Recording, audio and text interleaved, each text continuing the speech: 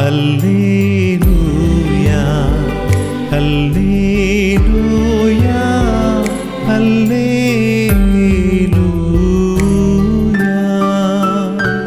ശുഹാന. അന്ന് വായിക്കുന്നത് വളരെ അത് ഇപ്പോൾ പറഞ്ഞ കാര്യമായിട്ട് ബന്ധപ്പെട്ട് തന്നെയാണ്. മത്തായിയുടെ സുവിശേഷം 2-ാം അധ്യായത്തെ ആദ്യത്തെ 12 വാക്യങ്ങളാണ് പൗരസ്ത്യ ദേശത്തു നിന്നുള്ള ജ്ഞാനികളുടെ സന്ദർശനമാണ്. അവിടെയാണ് ഇപ്പം നമ്മൾ 2-ാം അധ്യായം 1-ാം വാക്യത്തിലെ കാര്യമാണ് ഹെറോദിൻ്റെ കാര്യം പറഞ്ഞത്. ഇനി അതിന് മുൻപ് പഴയ നിയമ വായനകൾ തുടങ്ങാം. 18-ാം അധ്യായം 1 മുതലുള്ള വാക്യങ്ങളാണ് ആദ്യത്തെ വായന. 18-ാം അധ്യായം നമുക്ക് സുപരിചിതമായ കർത്താവിൻ്റെ സന്ദർശനമാണ്. കർത്താവ് സന്ദർശിച്ചു എന്ന് പറയും. സന്ദർശിക്കുന്നത് 3 പേരാണ്. തൃത്വത്തിൻ്റെ ഐക്കൺ അന്ത്രേ റൂബ്ലേവ് വരച്ചത് ഇതിനെ അടിസ്ഥാനമാക്കിയാണെന്ന് നമുക്കറിയാം. തൃത്വത്തിൻ്റെ ഐക്കൺ നമ്മൾ കണ്ടിട്ടുണ്ടല്ലോ. 3 പേര് സന്ദർശിക്കുന്നതായിട്ടാണ്. പക്ഷേ അവിടെ കൃത്യമായിട്ട് പറയുന്നുണ്ട് കർത്താവ് അബ്രാഹത്തെ സന്ദർശിച്ചു, സിംഗുലറാണ്. പക്ഷേ അബ്രാഹം തലയുയർത്തി നോക്കുമ്പോൾ ഓക്കുമരത്തിൻ്റെ ഇവിടെ നിന്ന് നോക്കുമ്പോൾ അതിനാരെയാണ് കാണുന്നത്? 3 പേരെയാണ്. അവരെ സ്വീകരിച്ച് സൽക്കരിക്കുന്നു. അതാണ് ഒന്നാമത്തേത്. അപ്പോൾ കർത്താവ് പ്രത്യക്ഷപ്പെടുന്നു എന്നുള്ളതാണ് അവിടുത്തെ പ്രധാന സംഗതി. ഏകദൈവമാണ്, പക്ഷേ 3 വ്യക്തികളുണ്ട് എന്നുള്ളതിൻ്റെ സൂചന അവിടെയുണ്ട്. 2-ാമത്തെ വായന ഏഷ്യായുടെ പുസ്തകം 11-ാം അധ്യായത്തിൽ നിന്നുള്ള വായനയാണ്. നമ്മൾ മുമ്പേ വായിച്ച് ജസ്സിയുടെ കുറ്റിയിൽ നിന്നൊരു മുള തളിർക്കും, നെസ്സേർ തളിർത്ത് വരുമെന്നുള്ളതാണ്. അവൻ്റെ പേരിൽ നിന്നൊരു ശാഖ പൊട്ടിക്കിളിർക്കും, കർത്താവിൻ്റെ അരൂപി അവൻ്റെ മേൽ ആവസിക്കും. പിന്നെ അവൻ്റെ സവിശേഷതകൾ പറയുകയാണ്. സമാധാനത്തിൻ്റെ രാജാവായിരിക്കും, ജ്ഞാനം, വിവേകം, ഉപദേശം, ശക്തി, അറിവ് ഇതെല്ലാം അവനുണ്ടായിരിക്കും. ചെന്നായും ആട്ടിൻകുട്ടിയും ഒന്നിച്ച് വസിക്കും, പുള്ളിപ്പുലി കോലാടിൻകുട്ടിയുടെ കൂടെ വസിക്കും, പശുക്കിടാവും സിംഹക്കുട്ടിയും ഒന്നിച്ച് മേയും, ഒരു ശിശു അവയെല്ലാം നയിക്കും. ഇതാണ് ഏഷ്യ 11-ാം അധ്യായം 1 മുതലുള്ള വാക്യങ്ങൾ പറയുന്നത്.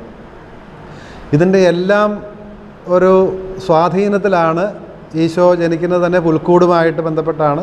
പുൽക്കൂട് ആണല്ലോ ഈശോ ജനിക്കാൻ തിരഞ്ഞെടുക്കുന്ന സ്ഥലം. അതെ. അപ്പോൾ അതാ മൃഗങ്ങൾ ഒന്നിച്ച് വസിക്കുന്ന മൃഗങ്ങളുടെ സാന്നിധ്യമൊക്കെ ശിശുവുമായിട്ട് ബന്ധിപ്പിച്ച് പറയുന്ന കാര്യം. പിന്നെ കർത്താവിൻ്റെ ദാവീദിൻ്റെ കുറ്റിയിൽ നിന്നാണല്ലോ. അപ്പോൾ ദാവീദിൻ്റെ വംശത്തിൽപ്പെട്ട യോസേപ്പിനാണ് പുത്രൻ ജനിക്കുന്നത്, അല്ലെങ്കിൽ ആ വംശത്തിലാണ്. പിന്നെ 10-ാം വാക്യം ഒന്ന് വായിക്കാം. ഏഷ്യ 11:10. ഏഷ്യ 11:10.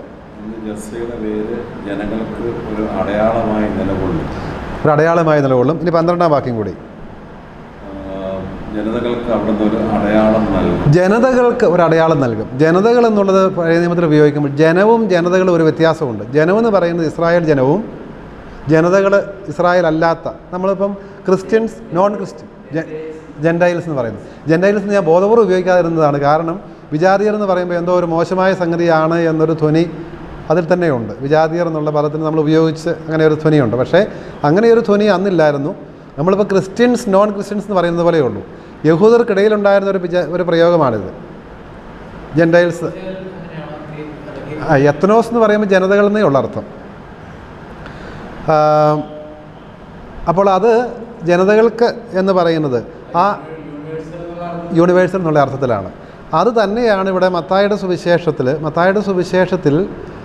നമ്മൾ പറഞ്ഞല്ലോ 2ഉം 4ഉം വായനകൾ തമ്മിലാണല്ലോ. ഇവിടെ വരുന്നത് പൗരസ്ത്യ ദേശത്തു നിന്നുള്ള ജ്ഞാനികളാണ്. അവർ യഹൂദരല്ല. അവർ അസ്ട്രോണമേഴ്സ് ആയിരുന്നിരിക്കണം, അതായത് വാനനിരീക്ഷകരായിരുന്നിരിക്കണം. ഈ വാനനിരീക്ഷണം നടത്തുമ്പോൾ ഇവർക്ക് സാധാരണ നക്ഷത്രങ്ങളുടെ ഗതികളെല്ലാം അറിയാം. പക്ഷേ ഇവർക്ക് പിടികിട്ടാത്ത ഒരു നക്ഷത്രം ആകാശത്ത് കണ്ടു. അപ്പോൾ ഇവരുടെ ഗ്രന്ഥമെല്ലാം ഇവർ നോക്കിയിട്ട് ഒരു ഉത്തരവും കിട്ടുന്നില്ല. അപ്പോൾ ഈ വിജാതീയരുടെ ഇടയിൽ യഹൂദർ പാർക്കുന്നുണ്ടായിരുന്നു, ചിതറി പാർക്കുന്നുണ്ടായിരുന്നു. ഇപ്പം നമ്മുടെ കേരളത്തിലും ഇന്ത്യയിൽ പല സ്ഥലങ്ങളിൽ യഹൂദരുണ്ടായിരുന്നു. അപ്പോൾ ഈ പൗരസ്ത്യ ജ്ഞാനികൾ ഇവിടെ ഉണ്ടായിരുന്ന പണ്ഡിതന്മാരായ യഹൂദരോട് പോയി ചോദിച്ചു, അവരുടെ നിയമജ്ഞന്മാരോട് പോയി ചോദിച്ചു, ഇങ്ങനെ ഒരു നക്ഷത്രം കാണുന്നുണ്ട്, നിങ്ങളുടെ കിതാബിൽ വല്ലതും ഉണ്ടോ എന്ന് ചോദിച്ചു. അപ്പോൾ അവർ പുസ്തകമൊക്കെ മറിച്ച് നോക്കിയിട്ട് സംഖ്യയുടെ പുസ്തകം 17-ാം അധ്യായം 24-ാം അധ്യായം 17-ാം വാക്യം വായിച്ചു. സംഖ്യ 24:17. സംഖ്യയ്ക്ക് 24 ഇല്ലേ? സംഖ്യ അതന്നെ.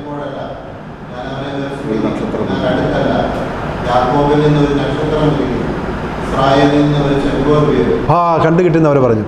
നക്ഷത്രത്തെക്കുറിച്ചൊരു പരാമർശമുണ്ട്. എന്താണ്? യാക്കോബിൽ നക്ഷത്രം ഉദിക്കും. അപ്പോൾ യാക്കോബ് വേറൊരാളുടെ പേരാണ്. അടുത്ത വാചകം കൂടെ വായിക്കാവോ? യാക്കോബിൽ ഒരു നക്ഷത്രം ഉദിക്കും, ഒരു ചെങ്കോൽ ഉയരും. അപ്പോൾ യാക്കോബും, അത് മതി, യാക്കോബും ഇസ്രായേലും ഒന്നാണ്. അതുകൊണ്ട് നക്ഷത്രം എന്തിനെ സൂചിപ്പിക്കുന്നു? യാക്കോബിൽ നക്ഷത്രം ഉദിക്കും, ഇസ്രായേലിൽ ഒരു ചെങ്കോൽ ഉയരും.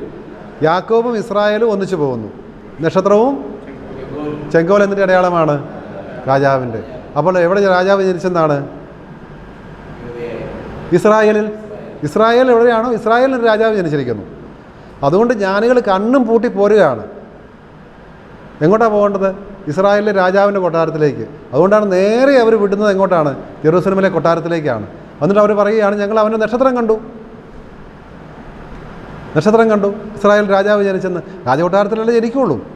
അപ്പോൾ അന്നേരം ഹെറോദ് ആകെ ഭ്രമിച്ചു. കാരണം പുള്ളിക്ക് സംശയം ഉണ്ടായിരുന്ന പുള്ളിയുടെ മക്കളെ എല്ലാം പുള്ളി ഒന്നച്ചിരിക്കുക. കാരണം പുള്ളിയുടെ എമരത്വം ആകുന്നതിന് മുമ്പെങ്ങാനും ഇവർ അധികാരം പിടിച്ചെടുക്കുമെന്ന് പേടിച്ച് ഹെറോദസ് ഏറ്റവും കൂടുതൽ വരച്ചത് അദ്ദേഹത്തിന് തന്നെ മക്കളെയാണെന്നാണ് പറയുന്നത്. കാരണം ഭീഷണി ഉണ്ടാകുമെന്ന് പേടിച്ച്. അപ്പോൾ അങ്ങനെ ഇരുന്നപ്പോഴാണ് കേൾക്കുന്ന ഒരു രാജാവ് ജനിച്ചത്. അദ്ദേഹം അതുകൊണ്ടാണ് ഹെറോദും ജെറൂസലം മുഴുവനും ഭ്രമിച്ചു എന്നാണ് സുവിശേഷൻ പറയുന്നത്. അപ്പോൾ ആ പുള്ളി പക്ഷേ ഇതൊന്നും കാണിക്കാതെ തന്ത്രപൂർവ്വം യഹൂദ പണ്ഡിതന്മാരെ വിളിച്ച് എവിടെയാണ് രാജാവ് ജനിക്കുന്നത് എന്നന്വേഷിച്ചു. അപ്പോൾ അവരിരുന്ന് അന്വേഷിച്ച് പുസ്തകം മറിച്ച് കണ്ടുപിടിച്ചു. മിക്കാടെ പുസ്തകം 6-ാം അധ്യായത്തിൽ പറയുന്നുണ്ട്, ബെത്ലഹേമേ നീ ഒട്ടും ചെറിയതല്ല, യൂദയായെ ഭരിക്കാനുള്ളവൻ എവിടെ നിന്ന് വരും? ബെത്ലഹേമിൽ നിന്ന് വരും. അപ്പോൾ എവിടെയാണ് രാജാവ് ജനിച്ചിരിക്കുന്നത്? ബെത്ലഹേമിലാണ്. അപ്പോൾ രാജാവ് പറഞ്ഞു, നിങ്ങളൊരു കാര്യം ചെയ്യണം, ബെത്ലഹേമിലാണ് ജനിച്ചിരിക്കുന്നത്, പോയി കണ്ടുപിടിച്ചിട്ട് വന്നതിനോട് പറയണം, ഞാനും പോയി ആരാധിക്കേണ്ടതിനാണ്. കള്ളത്തരം നമുക്കറിയാം. അപ്പം അത് കഴിഞ്ഞപ്പം നക്ഷത്രം ആവശ്യമുണ്ട്. ഇതുവരെ നക്ഷത്രത്തിൻ്റെ ആവശ്യമില്ലായിരുന്നു. നക്ഷത്രം അവിടെ പ്രത്യക്ഷപ്പെട്ടു. പിന്നെ രണ്ടാമത് പ്രത്യക്ഷപ്പെടുന്നത് എവിടെയാണ്? ജെറൂസലം ഈ ഇവരുടെ കൊട്ടാരത്തിൻ്റെ വെളിയിൽ ഇറങ്ങിയപ്പോഴാണ്. പിന്നെ ഇറങ്ങി എങ്ങോട്ടാണ് പോകുന്നത്?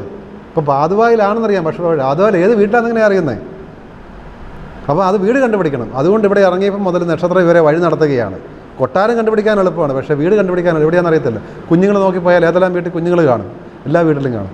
അപ്പോൾ അതുകൊണ്ട് നക്ഷത്രം വരെ വഴി നടത്തി കുഞ്ഞ് ജനിച്ചിരിക്കുന്ന വീടിൻ്റെ മുകളിൽ പോയി നിൽക്കുകയാണ്. അപ്പോൾ ജനിച്ച് കുറേ കഴിഞ്ഞിട്ടാണ്. കാരണം അതുകൊണ്ടാണ് ഇവരകത്ത് പ്രവേശിച്ച് വീട്ടിൽ പ്രവേശിച്ചെന്നാണ് പറയുന്നത്. 2-ാം അധ്യായം 15-ാം വാക്യം 15 വരെ നമ്മൾ കാണുന്നില്ല അല്ലേ? 12-ാം അവസാനത്തെ 12-ാം വാക്യം വായിച്ചാൽ മതി. 1-ാം അധ്യായം 2:12. അല്ല, അതിന് മുമ്പിൽ എന്നാൽ 11. ഭവനത്തിൽ പ്രവേശിച്ചെന്നാണ്, വീട്ടിൽ പ്രവേശിച്ച്. അപ്പോൾ പുൽക്കൂട്ടിൽ നിന്നൊക്കെ മാറി.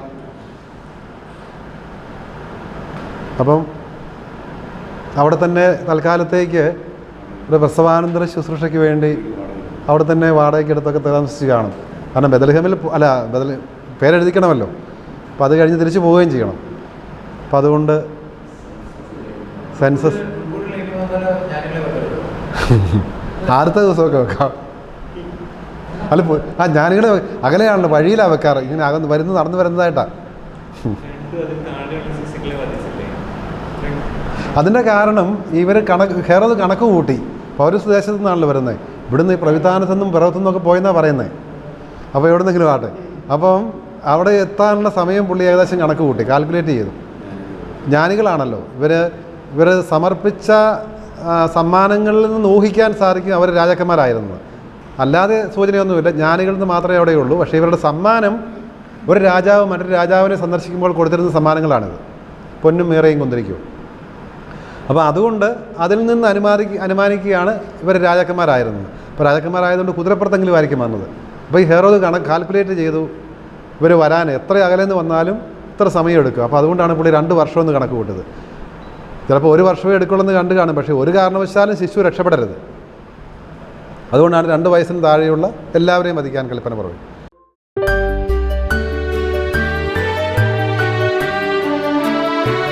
ഹല്ലേലൂയ.